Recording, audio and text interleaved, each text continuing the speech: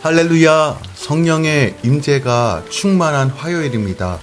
오늘 하루 하나님의 임재로 충만한 하루 되시길 우리 주 예수 그리스도의 이름으로 축원드립니다.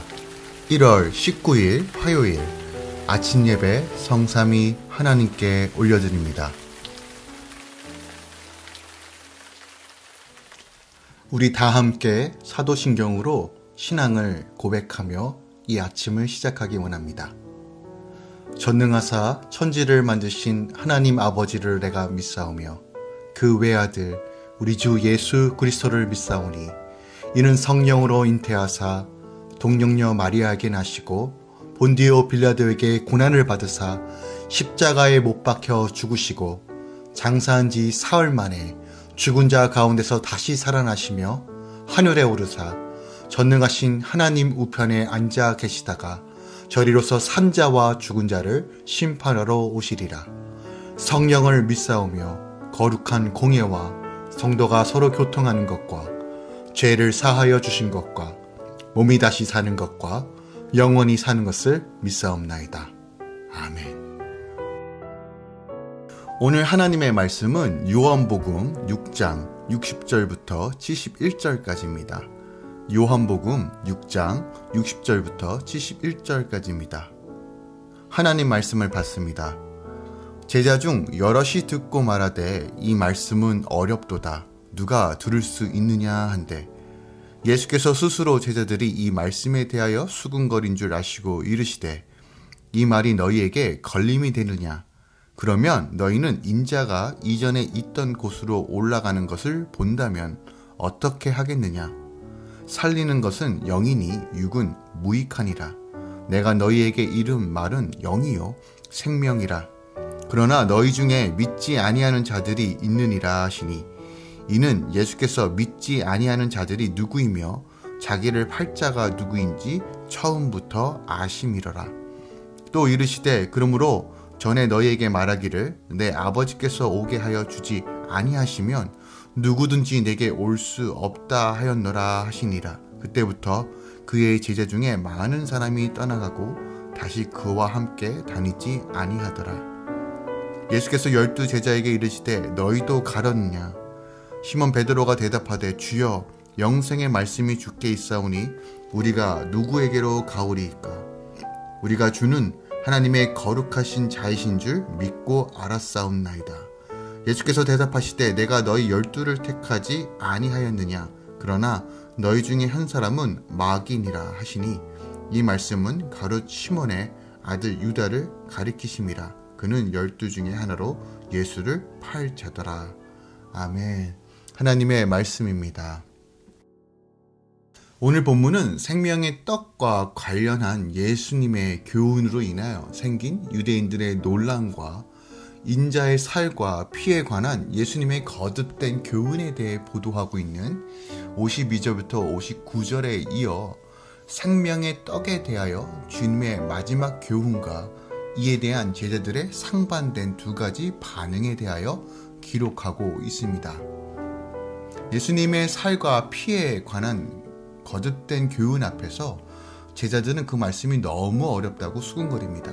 이에 예수님은 당신의 말씀이 문자적 차원이 아니라 영적 차원의 교훈임을 말씀해 주고 계세요. 오늘 본문은 크게 세 부분으로 나눌 수 있습니다. 첫 번째로 먼저 60절부터 63절까지인데요. 이 말씀을 듣고 제자들이 수군거리기 시작할 장면이 기록되어 있습니다. 예수님의 살과 피, 즉 죽음을 애표하는 말씀을 제자들은 받아들이지 못하고 마음에 걸림이 되어 수군거립니다. 당시 사람들이 예수님을 따랐던 이유가 온통 육적인 것에만 고정되어 있다 보니 제자들조차 예수 그리스도의 십자가를 통해 이루실 구원의 말씀이 들리지 않는 것이에요. 그런 제자들에게 주님은 자신의 죽음에 관한 말씀에도 걸려 넘어진다면 장차 있을 승천을 본다 해도 믿을 수 없을 것이다 라고 말씀하고 계세요. 또한 살리는 것이 영이니 육은 무익하다고 하시며 그동안 육신의 유익을 쫓아 따라다녔던 자들과 끝까지 함께할 제자들을 구별하시는 모습을 우리가 보게 됩니다. 무익한 유익을 쫓고 살리는 영의 일에 관심이 없는 자들은 항상 하나님의 말씀을 듣고도 수근거리거나 욕심이 채워지지 않아 떠나게 됩니다. 우리가 하나님의 말씀을 묵상할 때 걸림이 되는 말씀이 있을 것입니다. 그 이유는 우리의 죄가 하나님의 말씀으로 인하여 드러났기 때문입니다. 그때마다 우리는 점검해야 합니다. 내가 예수를 믿는 이유가, 내가 주님을 따르는 이유가 내 육적인 필요를 채우기 위함인지 아니면 영을 살리는 일을 위함인지를 알고 다시 한번 결단하며 나아가야 한다는 것이에요. 64절부터 65절까지는 주님의 말씀을 듣고 떠나가는 제자들의 모습을 볼 수 있습니다. 예수님의 말씀은 영적인 것이므로 생명의 말씀입니다. 하지만 많은 사람들이 이 말씀을 듣고 감당할 수 없기에 주님을 떠나갑니다. 그들은 기복의 가치관을 갖고 있기에 예수님의 죽음을 구속자적인 관점으로 보지 못하고 자기가 원하는 방식으로만 생각한 것입니다. 자신들이 기대하는 육적인 필요가 충족되지 않으니 이제 예수님을 버리고 떠난 것입니다. 처음에 그들이 믿음을 가지고 예수님을 따랐던 자들인지 아닌지 예수님은 처음부터 아셨다라고 요한은 말하고 있습니다.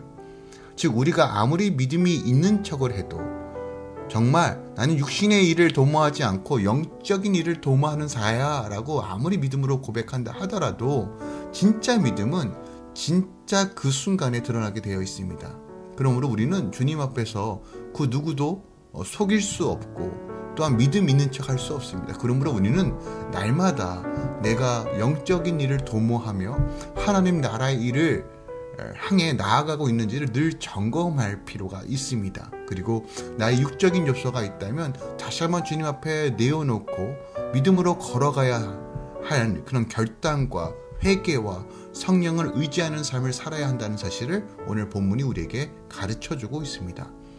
67절부터 71절까지는 12제자들의 믿음의 고백이 나옵니다.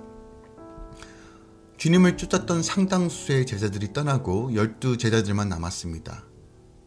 주님은 12제자들에게 너희도 가려느냐 라고 묻습니다. 그때 베드로는 주여 영생의 말씀이 주께 있사오니 우리가 누구에게로 가오리까 라고 고백합니다. 주님을 끝까지 따를 것을 결단하며 보여줍니다. 하지만 이 12제자 중에서도 한 사람이 배반할 것을 말씀하십니다. 제자들이 끝까지 육이 아닌 영의 욕구를 쫓아 주님을 쫓아야지만 된다는 사실을 보여줌에도 불구하고 정말 이것이 결코 쉽지 않음을 보여주는 장면입니다.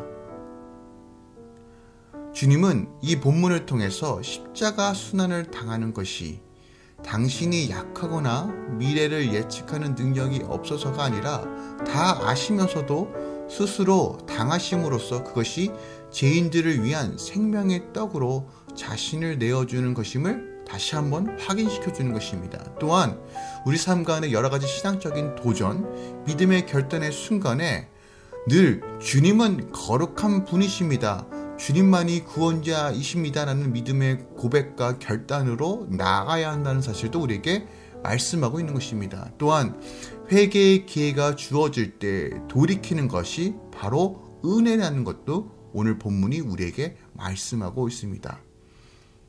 오늘 본문을 통해서 오늘 하루 더 깊이 묵상하고 적용해야 할 말씀이 무엇이 있을까요? 61절 말씀을 한 번 더 묵상하기 원합니다. 예수께서 스스로 제자들이 이 말씀에 대하여 수근거린 줄 아시고 이르시되 이 말이 너희에게 걸림이 되느냐라고 물으십니다. 이 말씀 안에는 우리가 하나님의 말씀을 대할 때 우리 안에 생명이 되고 은혜가 되기도 하지만 그 과정에서 여전히 우리 안에 걸림이 되는 일도 함께 일어난다는 것입니다. 어떤 말씀이든지 하나님의 말씀에는 바로 이런 면이 있습니다.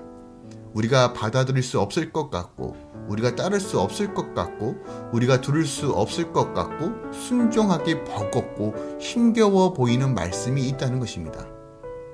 예수님의 말씀이라고 해서 다 내 귀에 듣기 좋고 위로가 되는 것이 아니고 때로는 아프고 찔리고 힘겨운 말씀도 존재한다는 것이에요. 즉 내가 준비가 되어 있지 않고 받을 만한 그릇이 안 되어 있을 때, 아직 내 안에 내 의가 강하고 하나님 나라보다 나의 나라를 세우려는 의지가 강하면 강할수록 우리는 하나님의 말씀이 버겁고 힘겹게 느껴진다는 것입니다. 그럼에도 불구하고 하나님의 말씀은 신실하며 나를 정확하게 진단하시며 나를 선하게 인도하신다는 믿음이 있다면 우리는 그 말씀으로 인하여 다시 한번 회개함으로 더 깊은 은혜로 들어갈 수 있다는 사실도 본문이 우리에게 가르쳐주고 있습니다. 한 가지 예로 우리는 다윗이 우리아의 아내 밧세바를 통해 범죄한 사실을 알고 있습니다. 나단 선지자가 그의 죄를 지적할 때 다윗이 어떻게 행동했습니까? 그 이야기를 들었을 때 다윗은 분명히 아팠을 것입니다. 거부하고 자신은 괜찮다라고 생각할 수도 있었을 거예요. 그는 왕이었기 때문에 충분히 아닌 척하며 자신의 행동을 정당화할 수도 있었을 것이에요. 하지만 그는 바로 돌이켜 회개합니다. 내가 하나님 앞에서 범죄하였습니다 라고 고백합니다. 이것이 사무엘하 12장 13절 말씀입니다. 하나님의 말씀은 아픕니다. 우리 신경과 골수를 쪼개며 우리의 모든 아픔과 수치를 드러내기도 합니다. 우리가 죄된 본성, 내 육의 욕구에 따라 필요에 따라 살기 때문에 영의 메시지를 만나는 순간, 빛이 우리 안에 들어오는 순간 우리의 육은 반응할 수밖에 없습니다. 이때 우리가 기억할 것은 성령을 의지하여 회개하며 결단하며 주의 말씀에 순종할 때 더 깊은, 더 놀라운 하나님의 은혜를 경험한다는 것입니다. 그러므로 하나님의 말씀은 양날의 검과 같습니다. 채찍과 은혜가 함께 옵니다. 오늘 본문의 제자들의 문제가 무엇입니까? 말씀을 은혜로 받지 못하고 자기 방식과 생각에 맞지 않는다고 예수님을 떠난 것입니다. 즉 예수님과의 관계를 캐주얼적으로 세팅해 놓은 거예요. 자신의 필요만 채우기 위해 선택하고 따른 것입니다. 우리가 주님이 나의 왕이십니다를 깨닫고 바라보고 나아가는 삶은 절대적인 순종, 그가 무슨 말씀을 하시든 그것이 진리요 생명이라는 사실을 믿고 나아가는 것입니다. 물론 하나님의 말씀이 버겁고 힘겨운 것도 사실입니다. 어찌 이것을 지키라고 하는가, 저 원수 같은 이를 어떻게 사랑하라고 하시는가 라는 말씀이 올 때 우리는 참 마음이 불편하고 어렵습니다. 또한 이것을 행할 수 없을 것 같은 내 마음과 내 삶이 때로는 그것 때문에 더 큰 어려움을 경험하기도 합니다. 하지만 기억하십시오. 주님도 이 사실을 잘 알고 계십니다.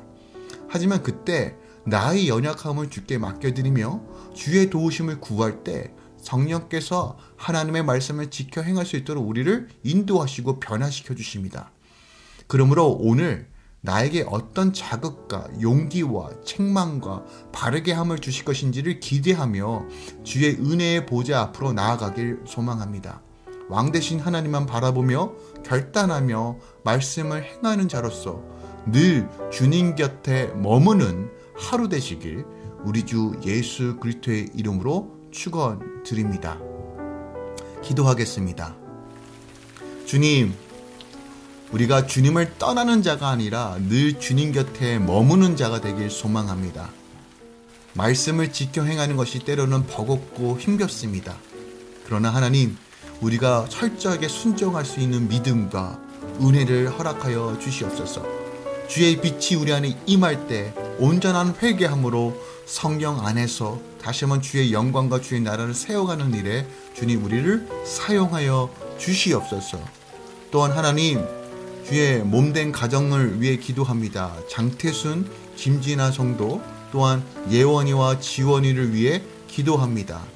하나님, 2021년 이 가정 가운데 하나님의 재정을 풀어주시고 또한 건강케 하시며 모든 휴울증들이 깨끗이 치유받고 다시 한번 강건하게 하나님을 예비하며 주의 나라를 위해 주님 이 가정을 사용하여 주시옵소서. 또한 미래에 대한 여러 가지 문제, 노후에 대한 걱정과 근심이 있지만 이 모든 것들도 다 하나님께 맡겨드리며 하나님의 그 카이로스의 시간대 하나님의 구원과 은혜로 기쁨과 감격을 누리며 다시 한번 주님께 온전히 쓰임받는 가정으로 주님 선하게 인도하여 주시옵소서. 특별하게 이 두 딸에게 지혜와 권능을 허락하여 주셔서 모든 학업 가운데 하나님 특출나게 인도하여 주시고, 또한 그 가정 가운데 주의 영광만, 이름만 드러날 수 있도록 주님께서 마음껏 이 두 딸을 사용하여 주시옵소서. 이제는 우리 주 예수 그리스도의 은혜와 우리 하나님 아버지의 놀라우신 사랑과 성령님의 내주교통 충만 역사하심이 오늘도 주의 곁에 머물며 말씀에 순종하며 성령의 인도하심 따라 걸어가는 모든 주의 성도들의 삶 가운데 이제로부터 영원까지 함께 있을지어다. 아멘.